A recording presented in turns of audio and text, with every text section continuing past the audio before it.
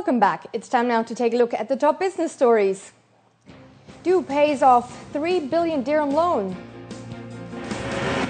Etihad Rail awards contract for railway sleepers. And state shutdown in Minnesota showcases risk over U.S. federal debt debate.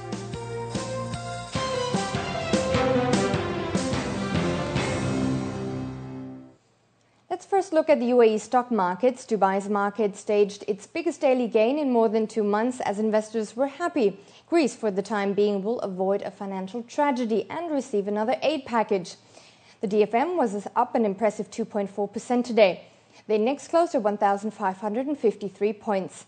The developers posted the strongest gains. Ema Properties rose 3.6%, Arab Tech Holding 3.1%, Dia Development also 3.1%, and Drake & Skull International even 3.6%.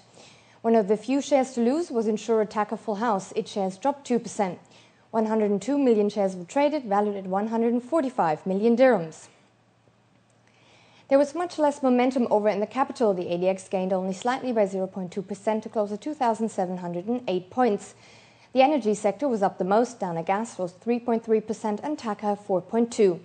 Alder Properties added 4% and Sur Real Estate 4.9%. And Abu Dhabi Commercial Bank soared 4.3%. However, among the few losers was Etisalat, which lost 1.8% today.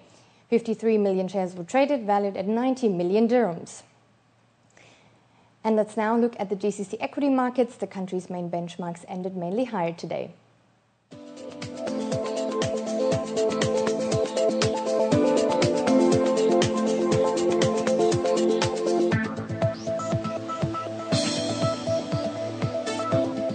To our top stories. The UAE's second largest telecom operator, Du, has fully repaid a 3 billion dirham loan to a syndicate of 16 banks.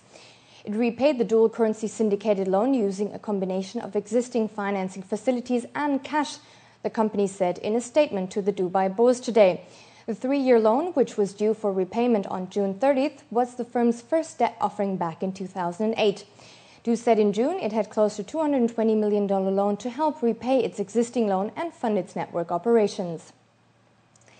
Etihad Rail, the master developer and operator of the UAE's national rail network, has awarded a major contract to PCM Stresscon Overseas Ventures Limited.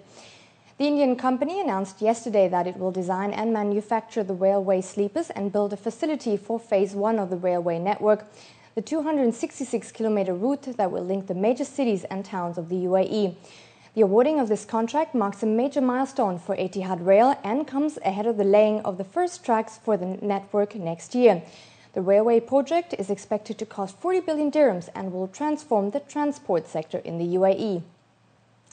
Senior airline officials from Dubai expect to see an influx of visitors into the emirate during the summer months, especially from other GCC countries, due to events such as the Dubai Summer Surprises. The airline industry experts expect reduced fares and the UAE's retail events and attractions to bring tourists into the UAE, despite the soaring temperatures.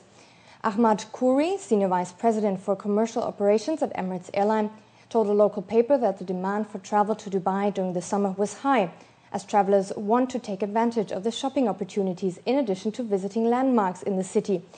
Shopping malls across Dubai will have extended working hours in July, as per a new directive. Retail outlets in malls across Dubai will, on weekdays, be open from 10 a.m. to 12 midnight. And in our fast financial news, an increasing number of family-owned businesses in the Gulf are expected to go public in the next 5 years. That's according to a report by global bank Royal Bank of Scotland. Approximately 90% of all companies in the Middle East are family businesses, with a considerable proportion of them now considering IPOs as a means of growing their businesses. The Gulf states boosted their crude production in April, official data showed. The world's largest crude exporter, Saudi Arabia, said it pumped 8.8 million barrels per day in April, compared with around 8.7 million in March. And the UAE raised crude supplies from 2.5 million barrels per day in February to 2.6 million in March. And after the break, we'll run you through what's making the headlines in international business today.